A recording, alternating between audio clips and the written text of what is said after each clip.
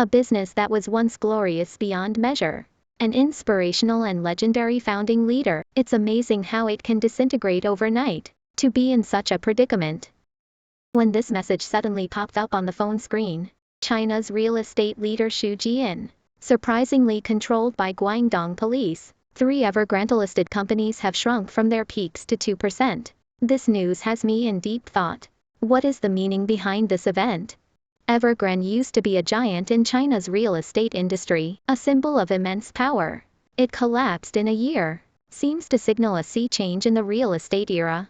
Maybe in China, an old economic model is coming to an end.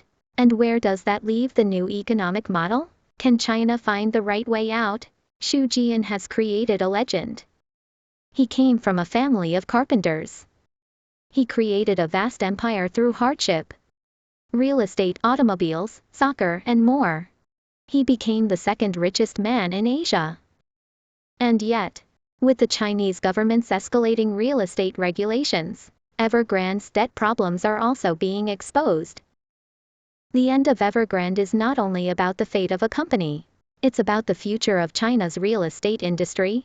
This industry has been the backbone of China's economic growth, but it also hides huge risks and a crisis that is difficult to resolve.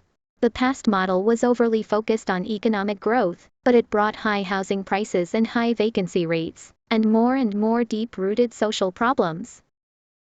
The Chinese government is actively adjusting its policies. It's been emphasizing that houses should only be lived in and not speculated in.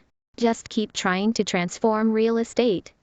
So, can China meet both the economic growth, while at the same time realizing its people's reasonable demand for housing? Can a sustainable real estate market be established? These questions may shape China's future economic landscape, and will surely affect the lives of millions of families.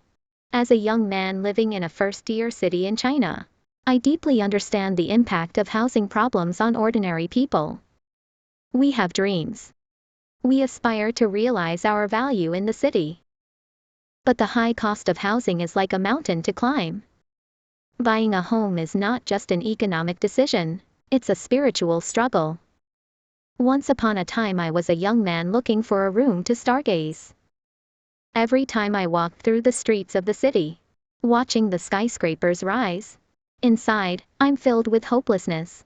Purchasing a home seems out of reach, and renting means a constant drain on capital.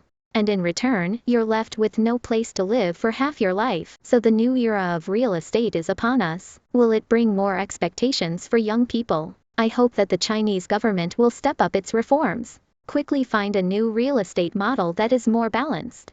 For example, now that China's policy is clear, the property rights will be automatically renewed after 70 years. So is it possible to create a that takes the economic value of the property and the cost of ownership, putting in a longer-term apportionment mechanism, or trying to put the value of the property in some sort of escrow pattern, achieving operational regeneration, in turn subsidizing home buyers, etc. Relevant authorities in China should develop more aggressive policies, can stay in line with market value, make holding property worthwhile. It's also important to promote the rental market, conducting social values, and easing the burden of home ownership on young people. In short, the events of the Evergrande Group. Let's see the challenging nature of socio-economic development. The Chinese government needs to manage financial risks more carefully. It also needs to pay more attention to the needs of ordinary people, especially the younger generation in China, if they lose their pursuit of a better life. How will society as a whole progress and develop? I'm really looking forward to it. It's the end of an old era. It's a new beginning.